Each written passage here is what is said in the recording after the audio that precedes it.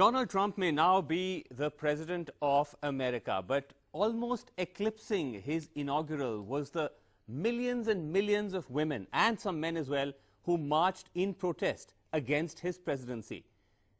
Almost an estimated over 3 million, perhaps the largest protest that any such event has seen in American political history. But what do these protests mean, and what is meant to be the outcome? After all, remember, Donald Trump, he would argue, has won an election fair and square. To answer that, I'm joined exclusively on NDTV by Gloria Steinem. She's one of America's, and indeed one of the world's leading feminist icons, activist and author. She joins me live from New York. Gloria, thanks very much indeed for talking to us on NDTV. Now, you have been a part of the women's movement. You've been part of the political scene in America over years. You've seen protests of all kinds. Have you ever seen anything of this size? Never, never, never. And remember that it was on every continent, in many other major cities, in addition to this country. I have never seen this in this degree. You know, I think that Trump has made a mammoth coalition for us by being against the majority views on so many issues.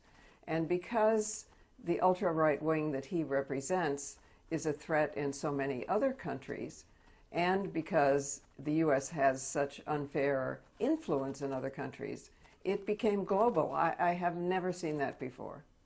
Now, let me play devil's advocate here, Gloria, and ask you that some would argue, Trump's supporters would argue, Trump himself has said that he has won the election democratically, fair and square. So then what are these protests about? Mm-hmm. No, he has not won the election fair and square. 3 million more people voted for Hillary Clinton than for him. And when you count the other candidates, it's 10 million more people who voted for someone else. It's the peculiarity in part of our electoral college, which was meant to give a greater balance towards rural and slave states. So to this day, if you vote in Vermont, your vote counts for 5 or 6 times more than if you vote in California. It takes a constitutional amendment to get rid of our electoral college, and this certainly has galvanized us into doing that, but that is a long process. Sure. So for now then, what's the objective? Because in the speech that you gave at the event, you said, we're not going home, we're staying here, we're taking over. What is that? What did you mean by that exactly? Mm-hmm. Well, you know, if you just, I mean, the history of this administration is very short, right? All right. He asked for tanks and guns and I don't know what in his inauguration parade. The Pentagon said no. Before that, his people in Congress had eliminated the ethics committee. So many people called and dissented on Congress saying no, that they had to reinstate it. Right. So it's going to be a lot of work and dangerous, because this man obviously has access to, I mean, he Twitters. We don't want his finger on the trigger.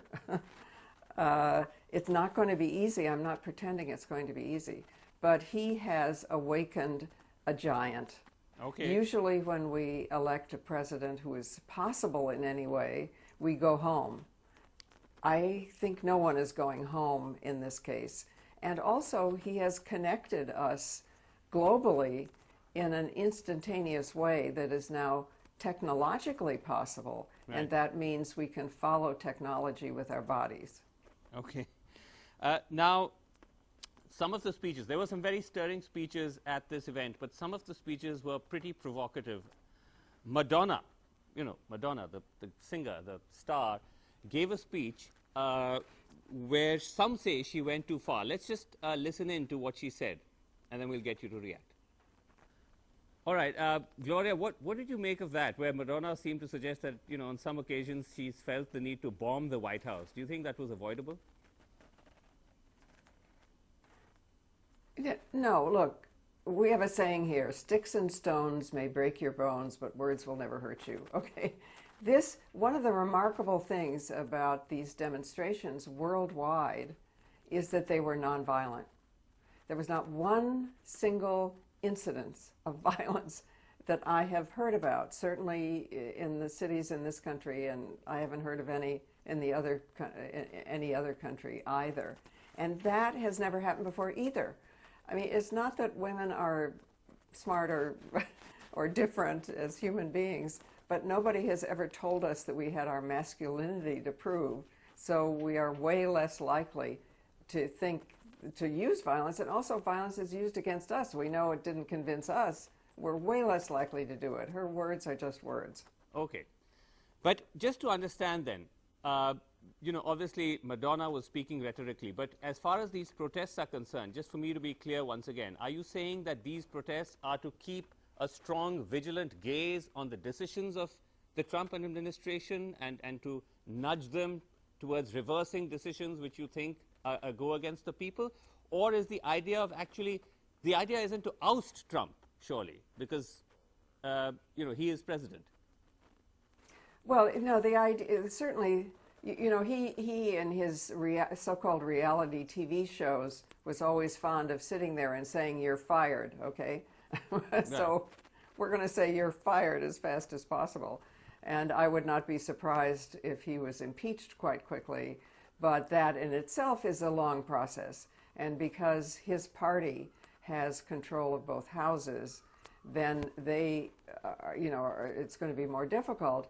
But on the other hand, I think, they are saying he is not. Part of the speech I gave came from people in the American Psychiatric Association who were saying that his narcissistic personality disorder means that he responds immediately to any criticism. He can't take any criticism. And he follows any praise, even if it comes from Putin. And this narcissistic problem is not curable because people like that never admit they need help. And you must remember that he has come up through a kind of a tube